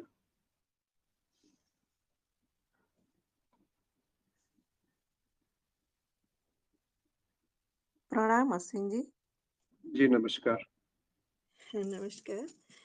निसर्गदत्त महाराज ने कहा है, मैं हूँ भाव में रहो। तो वो जो कहते हैं, तो उनका कहने का तात्पर्य क्या है, उन पर थोड़ा प्रकाश डालें। दोबारा से बताएंगे क्या कहा उन्होंने? मैं हूँ भाव में रहो, मैं हूँ भाव में रहो। भाव में रहो। देखिए वो संत जो कहते हैं ना, वो अपनी उनकी मौज है, उनका कहने का ढंग है, वो जिस जो उनके सामने बैठा है उस अनुसार वो वक्तव्य देते हैं इस तरह के कि मैं हूँ। और वो मराठी में कहते थे, उसको अंग्रेजी में अनुवाद किया है। उनकी जो किताब का नाम है शायद आई एम दैट। तो आप जो कह रही हैं कि मैं हूँ उस भाव में रहो, उसका तात्पर्य यही है कि जो मैं हूँ वो प्रकाशित रहे, कि जो मैं हूँ वो भी झूठ है, वो एक झूठ का उत्पाद है। अगर आप इसको ऐसे समझेंगे कि मैं उपस्थित हूँ और उस भाव की मैं साधना कर सकता हूँ, तो फिर एक फंसने की संभावना है। वो उनका आशय बिल्कुल नहीं रहा होगा, क्योंकि वो जो भी उनके सामने आता था तो उनसे ऐसे ही वो पूछते थे कि अच्छा ये कौन है जो दुखी है, अच्छा ये दुख, वो दुखी है जो तुम समझ रहे हो वो दुखी है, उसके पीछे क्या है। तो वो उस उस कोने तक ले जाके छोड़ देते थे जहां पे कोई उत्तर नहीं आएगा। तो मैं हूं एक सकारात्मक रूप से कहने का ढंग है, पर उसके पीछे का आशय वो नकारात्मक ही है कि उसको जाना नहीं जा सकता। जी। जब ऐसा कहा जाता है तत्वमसि अहम ब्रह्मस्मि, इसका अर्थ क्या है? इसका अर्थ यही है कि जो है वो मुझसे परे है, मेरे होने से परे है। उसको काव्यात्मक रूप से ये कह दिया गया कि तुम भी वही हो, तत्वमसि या अहम ब्रह्मस्मि, मैं भी वही हूँ। अब ये बड़े मौज वाली वाक्य है, मतलब ये वाक्य क्या कहा जाए, ये बड़े उद्गार हैं जो उस स्थिति से कहे गए।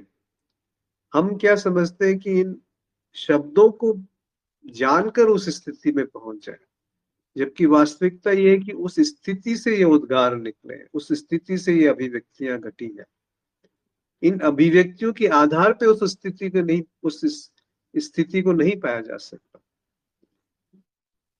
ये सारे अपूर्ण है, ये सारे वाक्य अगर हम बुद्धि से, समझ से, प्रयास से, अभ्यास से, मेहनत से, तप से, भक्ति से चल करके हम जान लेंगे कि हम कुछ करके वहां जान गए कि वो क्या थे, तो वो बात छूट जाएगी। उसके मर्म को पकड़िए। एक होता है कि जो उसका शाब्दिक अर्थ है, एक है उसका आशय, और एक है मर्म। यानी एक जो मन से समझा जाता है, और एक जो बुद्धि से समझा जाता है, और एक विवेक, और जो उसके भी परे है वो है मर्म, जो बस है, जहां पे शब्द नृत्य करते हैं, जहां पे शब्द नाचते हैं। पर उन शब्दों का जो मर्म है वो शब्दों से परे है। तो वो इशारा बस समझिए, और उनका जो क्या कहे, जो मर्म था उस बात का, उसको देखिए ना, अभी देखिए कि ये मैं हूं के भाव में रहो से क्या कहने का उनका आशय होगा। ये थोड़ी कि मैं हूं इस बात को पकड़ करके बैठ जाओ, जैसे रमन महर्षि कहते हैं मैं कौन हूं, ये प्रश्न उठाओ। तो इसका ये अर्थ थोड़ी हुआ कि बार बार ये पूछते जाओ मैं कौन हूं, मैं कौन हूं, मैं कौन हूं, मैं क्या है। या जब वो कहते हैं कि मैं हूं इस भाव में रहो, तो बार बार मैं हूं, अच्छा अभी मैं हूं, अच्छा अभी मैं हूं, ये नहीं होगा उनका आशय। बस एक बार वो दिख गया कि मेरा होना एक विचार मात्र है, और उसके अलावा हम कुछ जान भी नहीं पाएंगे कि मैं हूं, इससे ज्यादा आप क्या जानेंगे। तो इसको मैं जानने से इसकी मिथ्या दिखेगी, और उसके पार जो है वहां पहले से ही प्रकट है। जी इससे मैं हूँ भाव जब एक बार ही सोच लेते हैं तो फिर मौन हुआ जाता है अंदर से, जी जी चुप हो जाते हैं, जी, ऐसा होता है। बिल्कुल सही है। वो जो चुप्पी है, जहाँ कोई चुप होने वाला नहीं है, उस तरफ रुख हो जाए, उस तरफ दृष्टि हो जाए, और वो वहीं पर है जहाँ पर अभी आप है। जैसे कुछ है अभी ही जो, नहीं पर। हाँ, अभी जहाँ आप है वहीं पर वो मौन है।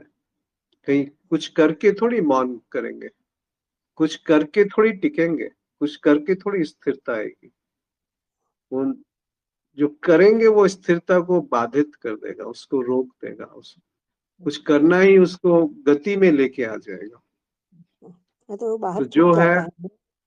मैं हूँ जो का है भाव उसको, जी जब भी वो भाव लिया तो वो बाहर छूट जाता है, मैं कहती हूँ अंदर चुप्पी हो जाती है। जी जी जी, बिल्कुल सही है, बहुत शुभ।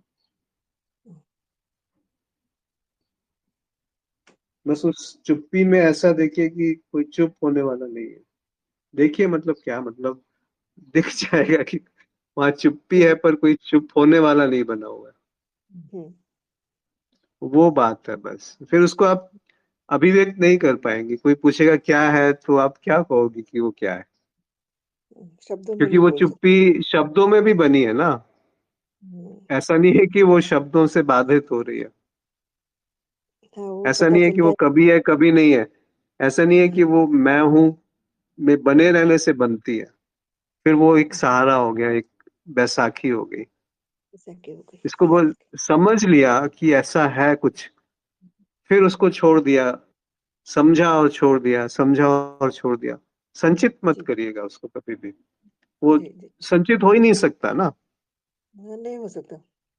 हाँ, वो ताजा है, हर पल ताजा है। अभी जो हवा स्पर्श कर रही है शरीर को, वो ताजा है। बराबर। वो ताजा है, ये उसमें आप कैसे उसकी स्मृति में संकित संचित करेंगे उसे। ये जो अभी सुनाई पड़ रहा है, ये ताजा है। हम्म, इसका अर्थ जो है वो फिर बासी हो गया, क्योंकि वो बासी से निकला हुआ अर्थ है। बिल्कुल। पर जो सुनना है वो ताजा है। इसीलिए श्रवण काफी है, सफिशिएंट है। हम्म, बस श्रवण, होना होता है। ऐसा श्रवण जिसमें कोई सुनने वाला ना हो, ये सुनने बस वाला नहीं। काफी है अपने आप में। पर ठीक है। जी धन्यवाद। जी। और कोई मित्र कुछ कहना चाहते हैं?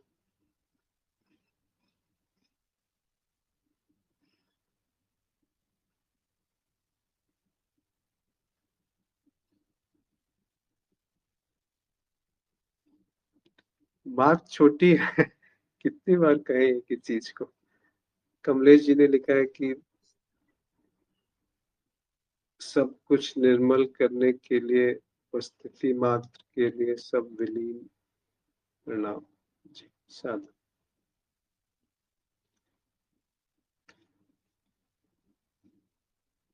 और किसी मित्र को कुछ पूछना है?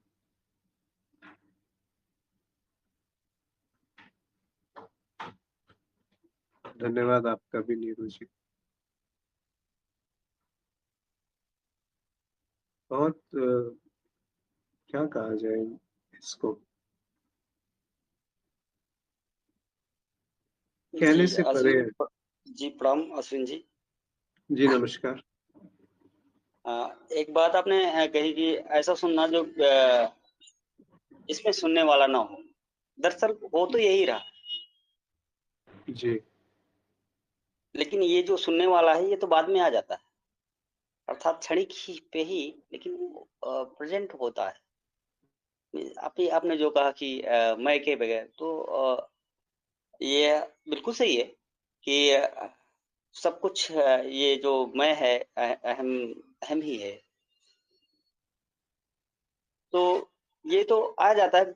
एक चीज और इसमें घटित होती है अश्विन जी, जैसे कि अ, हम जब साक्षी भाववाद की साधना करते हैं तो विचारों जो विचार आते हैं या जो कुछ भी चलता है वो थोड़ा सा और प्रकाशित होता है एक तरह से। और नॉर्मल भी जब भी चलते हैं, कई ऐसे भी कर्म होते हैं जिसमें ये मैं का पूरी तरह अभाव होता है और कर्म होते रहते हैं। तो अभी ये इसको कैसे समझा जाए, मैं जानना चाह रहा हूँ कि अब वो तो समझ के परे है, ये भी बात पुष्ट है, और ये कहना भी कि वो समझ के परे है ये भी अजीब सा लगता है। तो मैं इसको वो आपकी वाणी के माध्यम से कुछ इस पे और मार्गदर्शन चाहता हूँ जी। आपने सही कहा।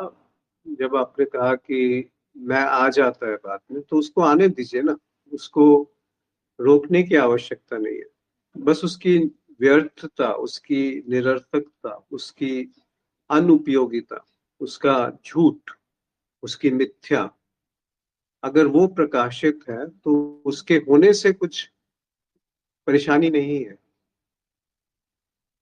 रही बात वो समझ से पार है, तो जब आप स्वयं कह रहे हैं कि वो समझ से पार है, तो उसको समझ में क्यों लाना चाहते हैं?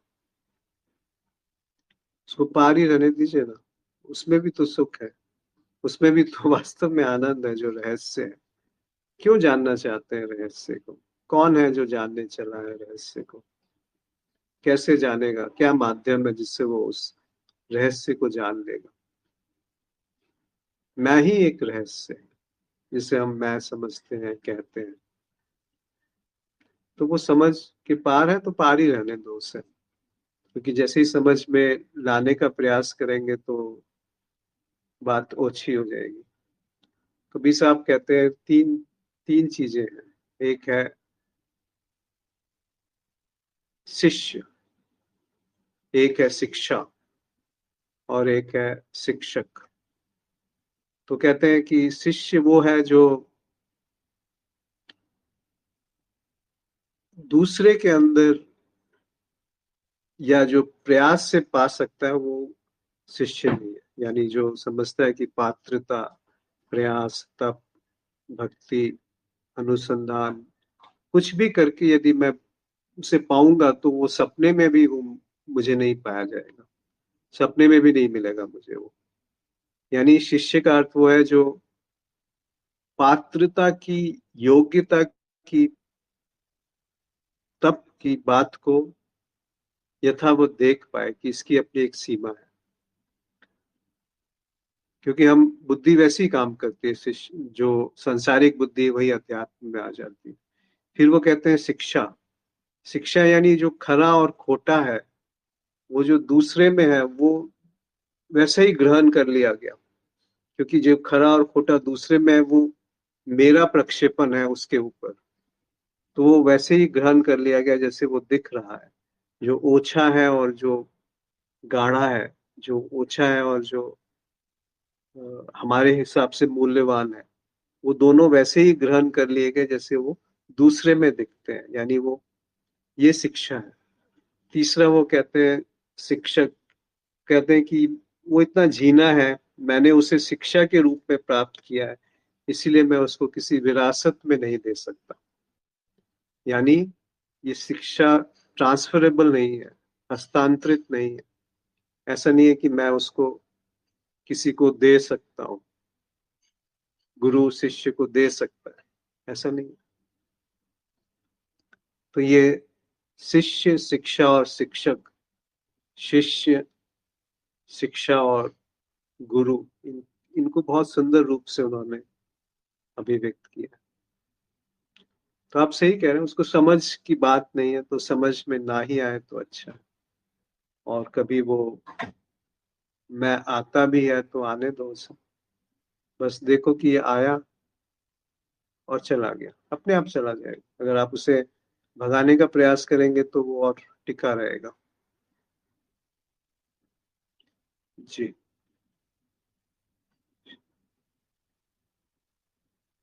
आप सबका आभार आज जुड़ने के लिए, और इसी के साथ रहते हैं कि वो श्रवण क्या है जिसमें कोई सुनने वाला नहीं है। क्या ऐसा श्रवण संभव है, हाँ या ना? यदि है तो फिर ये प्रश्न आएगा कि वो श्रवण क्या है जिसमें कोई सुनने वाला नहीं है। देखेंगे निश्चित है, क्या है वो समझ से बाहर है, और वो समझ से बाहर ही है तभी तक उसका पावनता है, उसका अमृत वहां मौजूद है। जैसे उसमें हुआ था ना समुद्र मंथन में, अमृत आखिर में निकला, सबसे पहले विष निकला और वो विष कंठ पे आके रुक गया, नीचे नहीं उतरा, हृदय में नहीं उतरा। और अंत में बीच में और बहुत सारे निधियां निकली, अंत पे अमृत निकला। यानी वो अमृत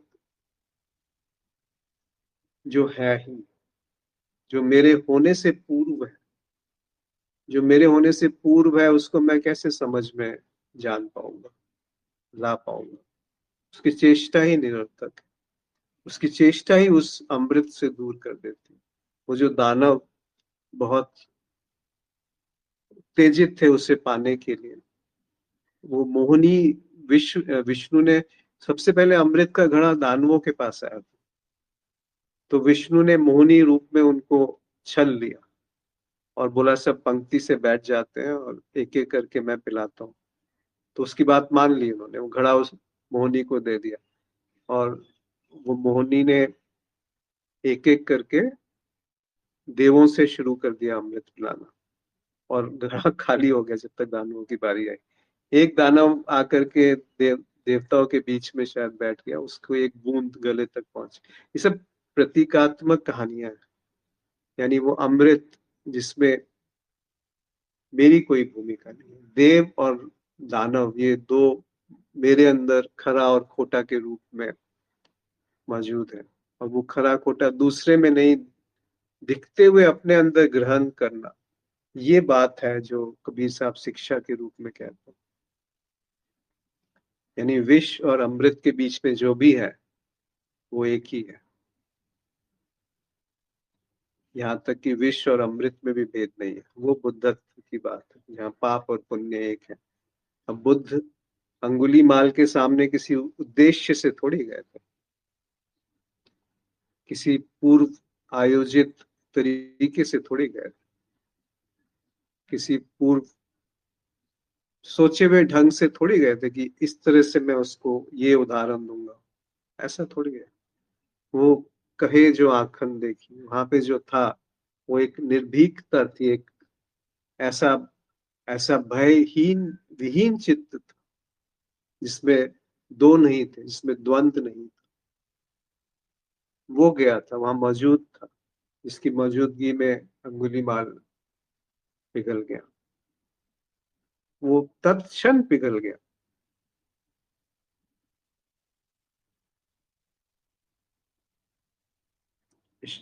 सूरज ने लिखा है साधक की खोज कब समाप्त होती है, या साधक कब समाप्त होता है? साधक जब समाप्त होता है तो खोज समाप्त हो जाती है, साधक के साथ ही साधक की खोज समाप्त होती है। अगर खोज बनी है तो साधक बना हुआ है, और जब साधक ही नहीं रहा, यानी कि उस तरफ दृष्टि चली गई कि साधक क्या है, तो खोज समाप्त हो गई, होनी ही है। जब साधक ही नहीं है तो अगर गाड़ी ही नहीं है तो वो चलेगी कैसे? वैसे ही जब साधक ही नहीं है तो खोज कौन करेगा? तो साधक की खोज यही है कि साधक क्या है, और साधक की खोज उस बात पे समाप्त हो जाती है कि साधक झूठ है। साधक झूठ है जब ये दिख गया तो खोज समाप्त हो गई। तो आप सबका बहुत आभार आज जुड़ने के लिए। नमस्कार।